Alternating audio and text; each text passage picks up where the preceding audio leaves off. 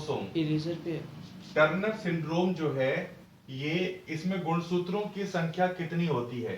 देखिए, मानव में total 46 chromosome होते हैं मानव। इसमें 44 क्रोमोसोम जो होते हैं उन्हें कहते हैं ऑटोसोम्स,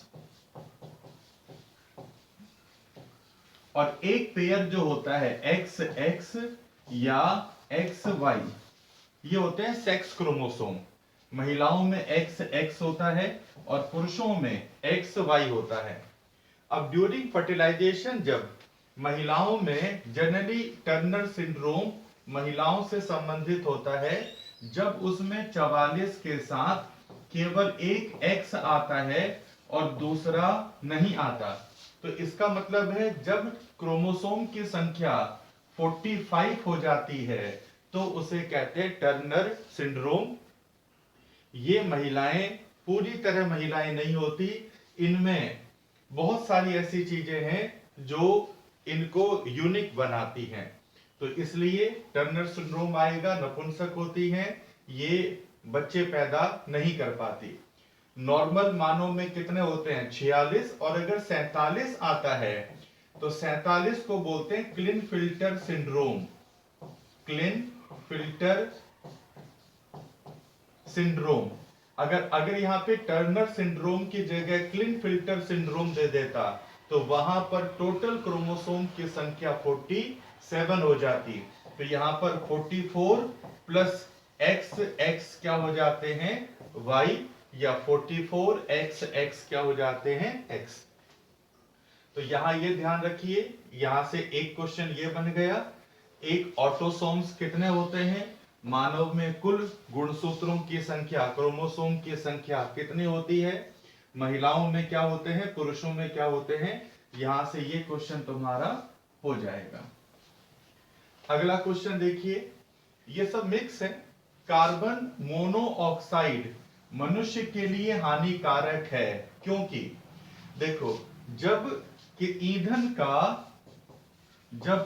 का पूर्ण दहन होता है, जब ईंधन का पूर्ण दहन होता है तो CO2 बनता है, कार्बन डाइऑक्साइड।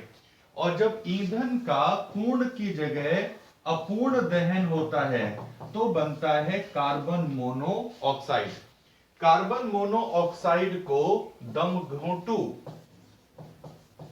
स्ट्रैंगुलेट गैस भी कहते हैं। इंग्लिश में स्ट्रैंगुलेट गैस, हिंदी में दमघोंटू गैस।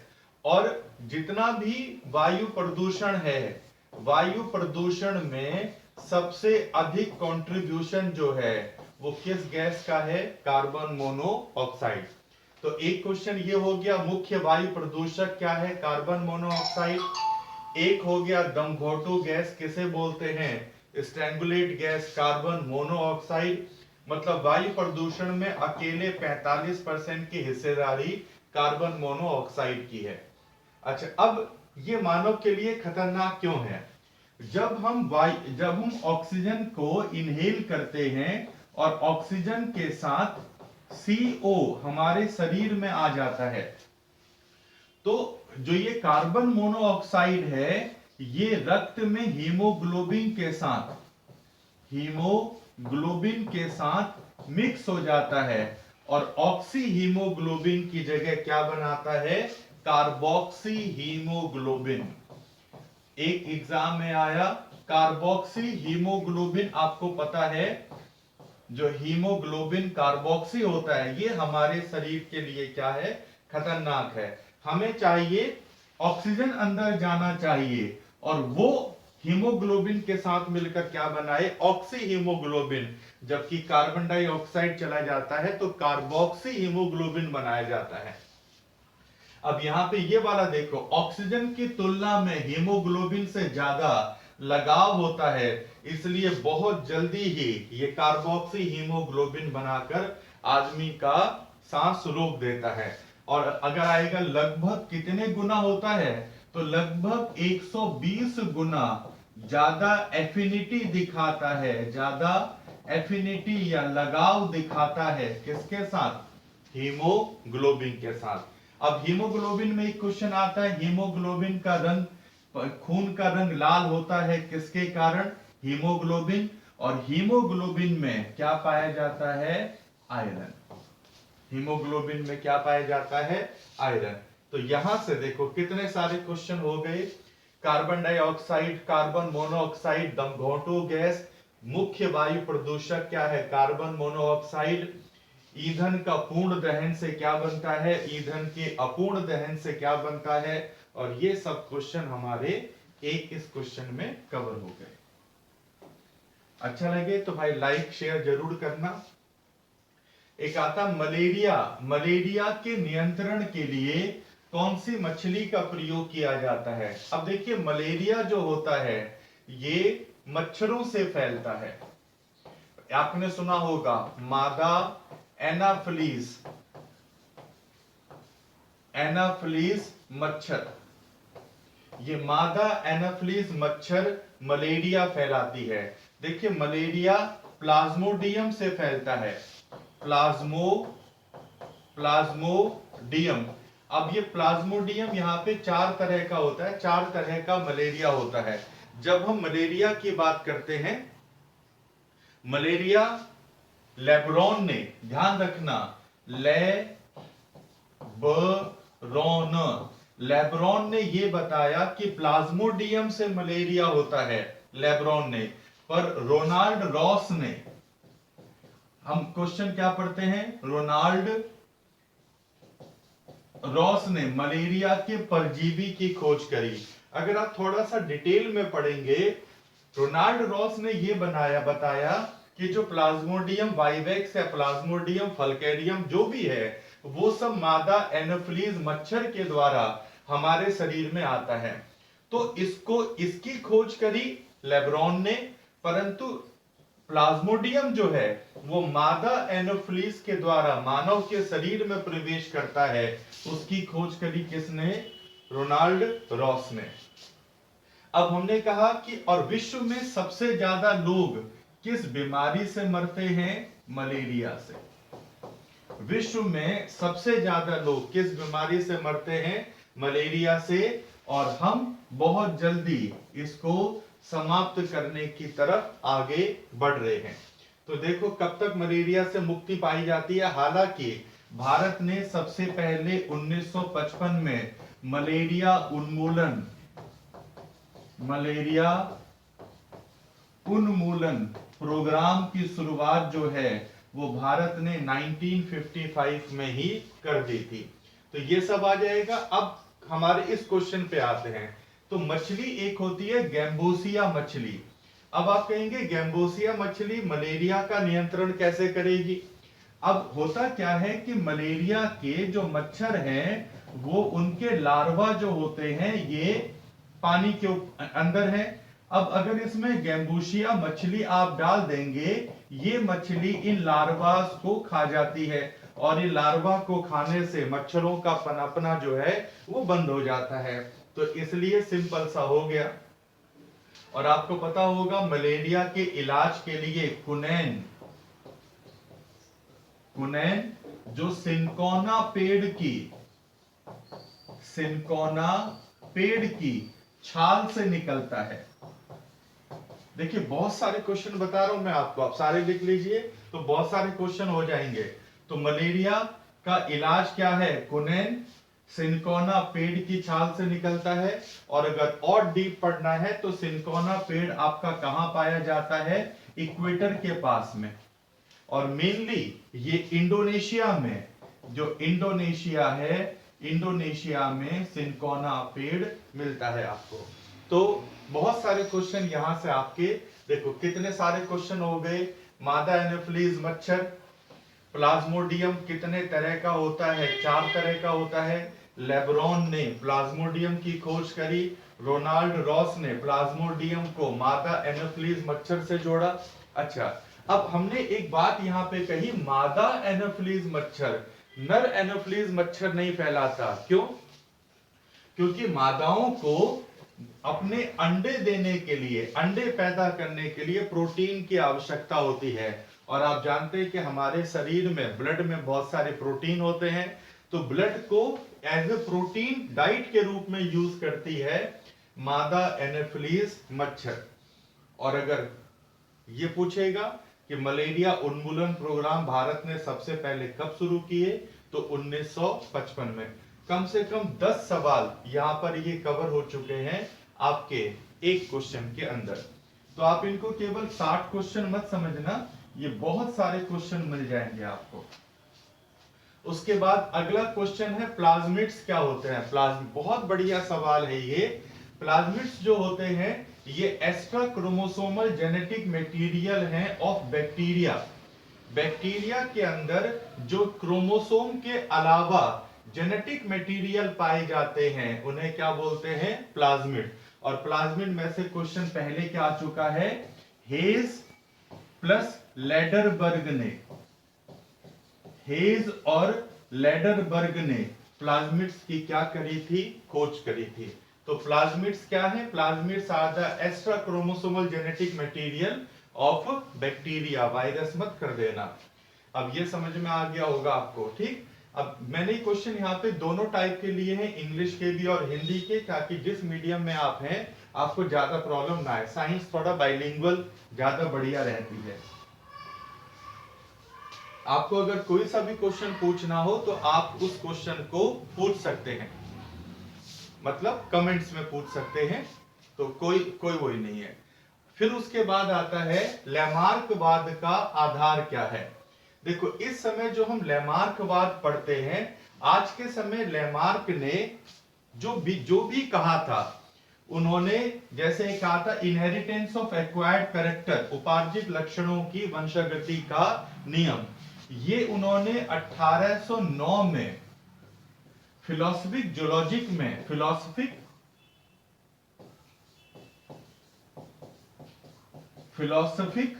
जोलॉजिक फिलोसफिक जोलॉजिक एक किताब है लैमार्क की। और लैमार्क ने कहा था इनहेरिटेंस ऑफ एक्वायर्ड कैरेक्टर, जो कैरेक्टर हम अपने जीवन में एक्वायर्ड करते हैं हम उन्हें अपने अगली पीढ़ी को सौंप देते हैं। इस थ्योरी का विरोध जो किया था वो वीजमैन ने किया था। और वीजमैन ने क्या किया, 2 चूहे लिए और 2 चूहों का उसने यहां पर बहुत बार कब उनकी पूंछ काटी और पूंछ काट करके उनका पॉपुलेशन कराया, उनका बच्चे पैदा करवाए। और हर बार जो बच्चे पैदा होते वो कैसे होते, पूंछ वाले। तो वीजमैन ने ये बताया कि जो इनहेरिटेंस ऑफ एक्वायर्ड कैरेक्टर है वो अगली पीढ़ी में नहीं होता। उसके बाद जो नेचुरल सिलेक्शन का सिद्धांत आता है ये डार्विन ने दिया था। डार्विन का नेचुरल सिलेक्शन। उत्परिवर्तन म्यूटेशन का सिद्धांत हुगो डी ब्रीज ने दिया। हुगो डी ब्रीज, ये इस बार यूपी पीसीएस के एग्जाम में भी आया था, हुगो डी ब्रीज का म्यूटेशन थ्योरी। तो इस तरीके से एक और आता है बहुत बढ़िया थ्योरी स्पेंसर की survival for the fittest, survival for the fittest. इन्होंने कहा था इस दुनिया में केवल वही आदमी सरवाइव कर सकता है जो बिल्कुल क्या है, फिट है। तो survival for the fittest theory was given by Spencer, Herbert Spencer. अब यहां पे देखो आपको कितने सारे क्वेश्चन मिल गए। सर्वाइवल फॉर द फिटेस्ट सिद्धांत के आज कोरोना के समय में ये बहुत ही इफेक्टिव सिद्धांत है हर्बर्ट स्पेंसर का। जो फिट रहेगा वो सरवाइव करेगा, जो फिट नहीं रहेगा वो सरवाइव नहीं कर सकता। इसी को नेचुरल सिलेक्शन का सिद्धांत दिया था किसने, चार्ल्स डार्विन ने। म्यूटेशन थ्योरी हुगो डी ब्रीज किया। आप देख रहे हैं कोरोना का वायरस जो है ये हर 2 महीने में, हर महीने में अपने कैरेक्टर्स बदल रहा है, तो इसके अंदर म्यूटेशंस हो रहे हैं। तो यहां से देखो बहुत सारे क्वेश्चन मैंने आपके कवर कर दिए। अगला क्वेश्चन है लाइकेन्स एक अच्छे सूचक हैं। देखो ये क्वेश्चन पता नहीं कितनी बार एग्जाम में आ जाता है। Lichens are connecting link between algae and fungi. ये एल्गी और फंजाई के बीच की क्या है, कनेक्टिंग लिंक है। फंजाई के रूप में ये भूमि से पानी, भूमि से पानी और खनिज ये फंजाई के रूप में लेते हैं, और एल्गी के रूप में ये क्या करते हैं, फोटोसिंथेसिस। तो that's why lichens are a connecting link between algae and fungi, और ये एक सिम्बायोटिक रिलेशनशिप में रहते हैं। और लाइकेन जो है ये वायु प्रदूषण के बहुत अच्छे क्या है, सूचक है। ये इस बार दिल्ली पुलिस कांस्टेबल के एग्जाम में भी आया, बहुत बार ये क्वेश्चन आ चुका है। जो सल्फर डाइऑक्साइड होता है, सल्फर डाइऑक्साइड से मात्रा अधिक बढ़ने से पता चल जाता है कि लाइकेन्स अपने कलर चेंज कर देते हैं, उनकी ग्रोथ में फर्क पड़ता है, तो पता चल जाता है कि वायु प्रदूषण हो रहा है। अगला क्वेश्चन देखिए, इकोसिस्टम में ऊर्जा का प्रमुख स्रोत क्या है। देखो, जब हम इकोसिस्टम की बात करते हैं, एक इकोसिस्टम में आप सबसे नीचे आप देखते होंगे, वैसे तो ये जैसे एनर्जी पिरामिड है, तो सबसे नीचे आप देखते हैं कि प्लांट्स होते हैं। अब प्लांट्स को एनर्जी कहां से मिलती है, सन से।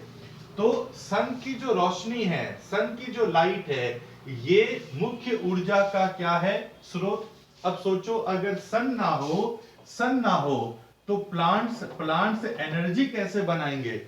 अगर प्लांट्स एनर्जी नहीं बनाएंगे तो शाकाहारी लोग जो हैं वो कैसे जीवित रहेंगे। वो एक फिल्म थी, कौन सी पता नहीं, उसमें धूप, उससे कृष शायद कोई मिल गया, तो अब हम ऐसे तो है नहीं कि धूप से एनर्जी ले लें, तो हमें एनर्जी मिलेगी किससे, प्लांट से। फिर जो कार्निवोरस होते हैं, प्राइमरी कार्निवोरस, इन्हें खाते हैं, सेकेंडरी, टर्सरी, ये सब बताएंगे। तो एनर्जी जो है ना, ऊर्जा का मेन स्रोत जो है वो क्या है, सनलाइट। और इस प्रोसेस को कहते हैं फोटोसिंथेसिस।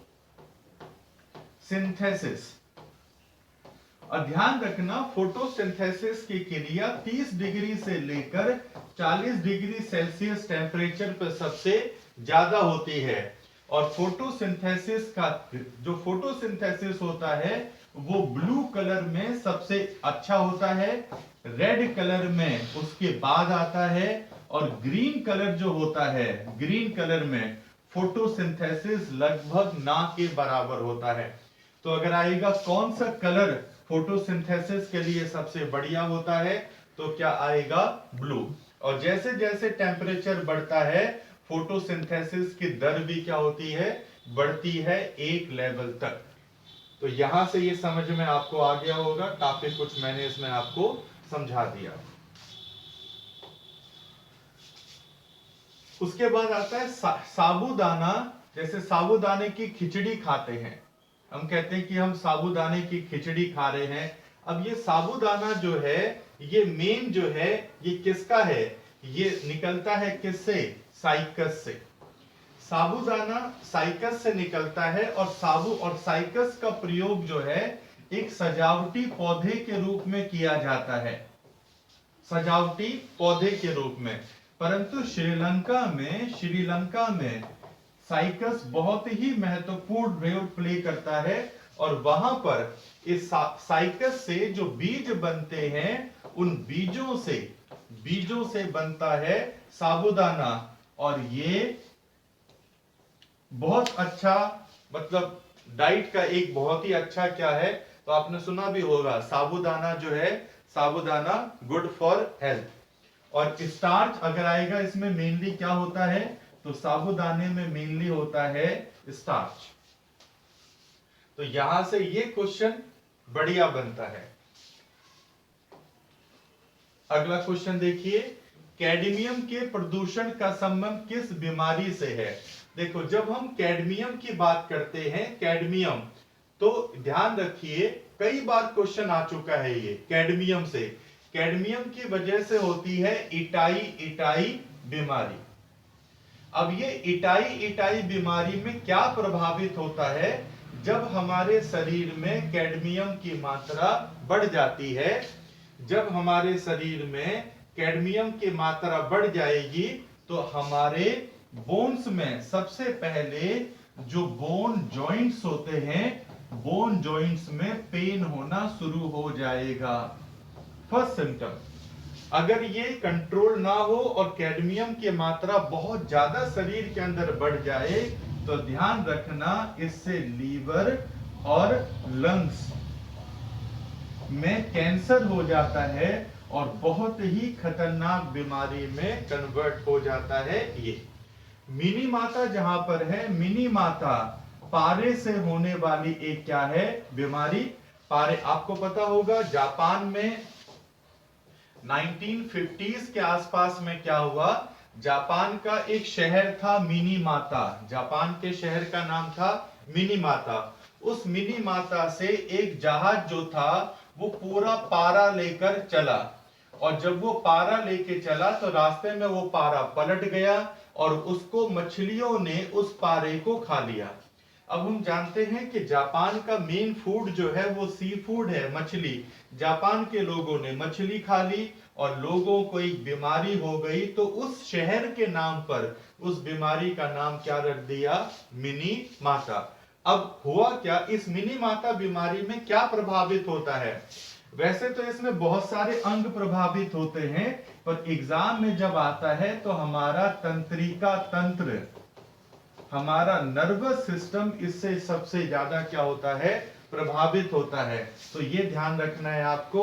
और साथ ही साथ एक मिनी माता कन्वेंशन भी है, एक मिनी माता कन्वेंशन भी है और मिनी माता कन्वेंशन 2017 में आया था और जापान में यह कहा गया था कि सभी देश अपने देश में पारे के यूज को क्या करें, समाप्त करें। भारत ने मिनी माता कन्वेंशन पे हस्ताक्षर कर दिए हैं और अब 2025 तक, ध्यान रखना, सन 2025 तक भारत मिनी माता कन्वेंशन को पूरी तरह मान लेगा और हमारे देश में पारे का प्रयोग, पारा, इसका प्रयोग, मरकरी का प्रयोग समाप्त हो जाएगा। और पारे से रिलेटेड फिर बहुत सारे क्वेश्चन है, ऐसे तो फिर ये 50 क्वेश्चन इसी में बन जाएंगे, है ना। तो ये ध्यान रखिए, फिर और क्वेश्चन जैसे आते रहेंगे आपको कराते रहेंगे। फिर एक क्वेश्चन आता है, लाल रुधिर कणिकाओं में, जो हमारी लाल रुधिर कणिकाएं हैं, इसमें स्नूफर के बिंदु, इसमें स्नूफर के बिंदु किस बीमारी में दिखाई देते हैं। तो स्नूफर सेल्स जो होती हैं वो अगर आएगा किस में दिखाई देती है, स्नूफर डॉट्स, तो उसका आंसर हो जाएगा मलेरिया बीमारी में। ठीक। अब ऐसे लाल रुधिर कणिकाओं का बहुत सारा आता है, जैसे आप कभी स्नूफर के बिंदु आते हैं, कभी सिकिल सेल एनीमिया आता है। तो सिकिल सेल एनीमिया एक जेनेटिक बीमारी है जो एक पीढ़ी से दूसरी पीढ़ी में जाती है। तो यहां से हमारा क्वेश्चन क्लियर हो गया कि बहुत बढ़िया क्वेश्चन अगर एग्जाम में आएगा तो बहुत कम लोग इस क्वेश्चन को अटेम्प्ट कर पाएंगे। उसके बाद आया जैसे नॉस्टॉक, एनाबीना, एनाबीना, नॉस्टॉक, ये सब क्या है। तो नॉस्टॉक जो है एक तरह का ब्लू ग्रीन एल्गी है, that is a blue green algae. और इस जीवन की जो शुरुआत हुई ये समुद्र के अंदर हुई और समुद्र के अंदर जो पहला जीव या पहली चीज पैदा हुई वो क्या थी, ब्लू ग्रीन एल्गी। तो यहां से नॉस्टॉक, एनाबीना ऐसा कोई सा भी आ जाएगा। एक दिन सवाल पूरा पढ़ा दूंगा आपको तो ये सारी प्रॉब्लम अपने आप सॉल्व हो जाएगी। अभी हम केवल आपको क्वेश्चंस दिखा रहे हैं। फिर उसने बोला lichens are connecting link between, देखिए वायरस, जो अभी मैंने बोला कि lichens are connecting link between algae and fungi, तो एल्गी एंड फंजाई के बीच का कनेक्टिंग लिंक है लाइकेंस। इसके बारे में सब आपको भी मैं बता चुका हूं। देखिए एक क्वेश्चन, ये बहुत बढ़िया क्वेश्चन है, एग्जाम में जब आया, निम्नलिखित में से कौन सा जीवाश्म में सबसे अधिक और सबसे अच्छी तरीके से सुरक्षित रह सकता है। तो ध्यान रखना, आज से करोड़ों साल पहले के पॉलन ग्रेन्स भी आज मिले हैं और वो बिल्कुल बढ़िया, इसमें पॉलन ग्रेन्स के बाहर जो है कई ऐसी चीजें बहुत ही टफ शेल होती है जो सदियों तक जीवित रह सकती है। तो निम्नलिखित में से कौन सा जीवाश्म सबसे अधिक तरह से सुरक्षित रख सकता है? तो उसका आंसर आएगा पोलन ग्रेन्स। अगला क्वेश्चन देखें, लिटमस पेपर प्राप्त किया जाता है। आप बचपन में पढ़ते हैं कि एसिड और बेस का टेस्ट होता है, वो लिटमस पेपर से होता है। तो लिटमस पेपर जो है ना, ये भी कहां से निकाले जाते हैं? लाइकेन से। तो लिटमस पेपर, अब लाइकेन से जो जो आप क्वेश्चन दिख रहे हैं वो सारे क्वेश्चन आप देख सकते हैं। आईएएस के एग्जाम में एक बार लाइकेन में से क्या क्वेश्चन आया, लाइकेन्स कहां पाए जाते हैं? तो ध्यान रखना, लाइकेन्स जो हैं या तो ये हमें मिलते हैं इक्वेटर पर, या फिर ये हमें मिलते हैं कहां पर? पोल्स पर। तो लाइकेन्स एक ऐसा है, या तो इक्वेटर पर या ये हमें कहां पर मिलेंगे? पोल्स पर। और सल्फर डाइऑक्साइड को बहुत ही अच्छी तरह आइडेंटिफाई कर पाता है, इसलिए इसको एक वायु प्रदूषक का इंडिकेटर के रूप में बोलते हैं। फिर एक क्वेश्चन आता है, नारियल के फल में खाने वाला भाग कौन सा होता है? देखिए यहां पर आप जो भी क्वेश्चन करेंगे बहुत जल्दी जल्दी आंसर आएंगे उनके। कई वीडियोस में आप देखते हैं वो 10 क्वेश्चन कराते हैं पूरे 1 घंटे के अंदर। तो आप बने रहिए, इसमें आप बहुत ज्यादा सीखेंगे। और अगर आप इस वीडियो को पसंद करेंगे तो ऐसी आपके सबकी भी वीडियो बना दी जाएगी। अगला क्वेश्चन है, नारियल के फल में खाने वाला भाग कौन सा होता है? देखिए नारियल का बीज तो वो है नहीं, एपिकार्प है नहीं, वो क्या है? Endocarp, endosperm. तो नारियल का जो हम अंदर का भाग खाते हैं दैट इज ए एंडोस्पर्म। ठीक, इसमें से कौन सा जीव नाइट्रोजन स्थिरीकरण में मुख्य भूमिका निभाता है? अब हम जानते हैं कि राइजोबियम, अब जो प्लांट्स होते हैं प्रोटीन वाले, उन जैसे हमारे दाल वाले हैं, दालों में क्यों प्रोटीन की मात्रा ज्यादा होती है? इनके जड़ों में राइजोबियम बैक्टीरिया होते हैं और ये बैक्टीरिया नाइट्रोजन का फिक्सेशन करते हैं। तो बहुत बढ़िया सवाल है और बहुत ही इजी सवाल भी है ये। अगला क्वेश्चन, अम्लीय वर्षा किसके कारण होता है? देखो अम्लीय वर्षा जो होता है जब सल्फ्यूरिक एसिड और नाइट्रिक एसिड, जब एयर में सल्फ्यूरिक एसिड, सल्फ्यूरिक अम्ल और नाइट्रिक अम्ल बढ़ जाता है तो उससे क्या होता है कि सल्फ्यूरिक अम्ल जब वाटर ड्रॉप्स के साथ, जो मॉइस्चर के साथ रिएक्शन करता है तो सल्फ्यूरिक एसिड बनाता है H2SO4 और वो बनाता है HNO3। तो ये पानी के साथ जो एयर में वेपर हैं उनके साथ सल्फ्यूरिक अम्ल सल्फ्यूरिक एसिड बनाता है और नाइट्रिक अम्ल नाइट्रिक एसिड बनाता है, और ये दोनों मिलकर सल्फ्यूरिक एसिड और नाइट्रिक एसिड ये मिलकर के हमारे एसिड रेन के रूप में आते हैं। एसिड रेन में इसमें आपको मैं बहुत कुछ बता सकता हूं एसिड रेन के बारे में। एसिड रेन रिसर्च इंस्टीट्यूट अगर कभी आएगा, एसिड रेन रिसर्च इंस्टीट्यूट कहां पर है? तो ये नॉर्वे में है। विश्व में नॉर्वे में, इटली में, जर्मनी में अम्लीय वर्षा होती है। भारत में अगर हम देखते हैं, भारत में केरल में और आगरा का ताजमहल आपने सुना होगा। मथुरा ऑयल रिफाइनरी की वजह से आगरा के ताजमहल में भी ताजमहल का जो पत्थर है वो पीला पड़ रहा है, जिसको स्टोन कैंसर का नाम दिया है। क्या नाम दिया है? Stone cancer. तो वो स्टोन कैंसर जो हो रहा है वो एसिड रेन की वजह से ही हो रहा है। देखिए एसिड रेन क्या होता है कि जब बारिश का पीएच 5 से कम हो जाता है, 5 से कम हो जाता है तो उसको एसिड रेन बोल देते हैं। और प्योर एसिड रेन में 3 से लेकर 4 पीएच की बारिश होती है। पिछले साल बहुत सारे एग्जाम में ये आता रहता है क्वेश्चन, एसिड रेन क्या होता है? अगर आएगा किस एसिड की वजह से होता है तो सल्फ्यूरिक और नाइट्रिक, और क्या बनाते हैं ये H2SO4 और HNO3। और भी बहुत सारे, कम से कम 15-20 मिनट का एसिड रेन के ऊपर हो सकता है। ये जैसे जैसे क्वेश्चन आते रहेंगे आपको थोड़ा थोड़ा समझाते रहेंगे। फिर उसके बाद में है algae association is found in. Algae किसके साथ रहते हैं? तो एल्गी जो रहते हैं वो रहते हैं साइकस की कोरोरॉइड जड़ों के साथ। ये थोड़ा सा टफ क्वेश्चन है, आप इसको याद कर भी सकते हैं, ठीक है ना। तो ये थोड़ा टफ क्वेश्चन में आता है। ये साइकस अभी मैंने आपको पहले समझाया था, साइकस सारा साबूदाना जो था, तो ये उसकी जड़ों में होता है। काला जार, ये काला जार है, काला जार फैलता है। देखिए काला जार जो है ये फैलता है बैक्टीरिया, वायरस और प्लाज्मोडियम। एक मिनट, काला जार फैलता है, ये फैलता है सैंड फ्लाई से। वैसे तो अगर मैं सिंपल बोलूं, रेत की मक्खी जो है, रेत की मक्खी, उनसे फैलता है काला जार, लीसमेनिया डोडोवनी। हाँ अब याद आया, लीसमेनिया डोडोवनी। और ये लीसमेनिया डोडोवनी एक तरह का फ्लेबॉटमस है। एक तरह का क्या है? फ्लेबॉटमस।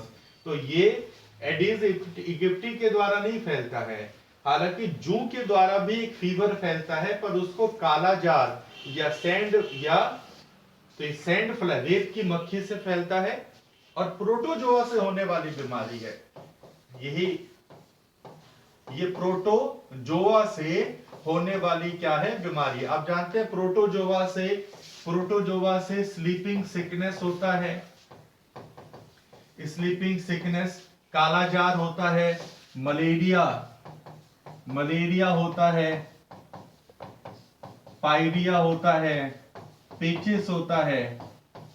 ये पेचिस, पायरिया, मलेरिया, स्लीपिंग सिकनेस और काला जार, ये सब प्रोटोजोआ से होने वाली क्या है? बीमारियां हैं। तो समझ में आ गया होगा ये। उसके बाद the end product of glycolysis is, जब ग्लाइकोलाइसिस होता है, ग्लाइकोलाइसिस का एंड प्रोडक्ट जो होता है पायरुविक अम्ल होता है। और ध्यान रखना, जब फटीग होता है, FATIGUE, फटीग में हमारे मसल्स में लैक्टिक एसिड बन जाता है। और जब फटीग दर्द ठीक होता है तो उसी लैक्टिक एसिड का कन्वर्जन भी किस में होता है? पायरुविक अम्ल में। तो fatigue is the accumulation of lactic acid in the muscles is known as fatigue, जिसे थकावट कहते हैं। आप जब थकावट होती है तो आप वहां पे दर्द होता है, आप बॉडी बिल्डिंग करते हैं, दर्द होता है, वहां पर कुछ देर के बाद या कुछ समय के बाद वो सही हो जाता है, जिसको हम वो लैक्टिक एसिड में कन्वर्ट हो जाता है। तो इस तरीके से फटीग में लैक्टिक एसिड कन्वर्ट हो जाता है, किसमें? पायरुविक अम्ल में। तो आज के लिए हम इतना बनाते हैं, क्योंकि इसको हम अगले 20 क्वेश्चन फिर लेके आएंगे। तो क्योंकि बहुत सारे क्वेश्चंस हो जाते हैं, इतना उतारने में और इतने प्रॉपर नोट्स बनाने में आपको बहुत टाइम लग जाएगा। तो होप आपने ये वीडियो पसंद करी होगी। अगर वीडियो अच्छे लगे तो भाई सब्सक्राइब, शेयर और लाइक जरूर करिए। Thank you.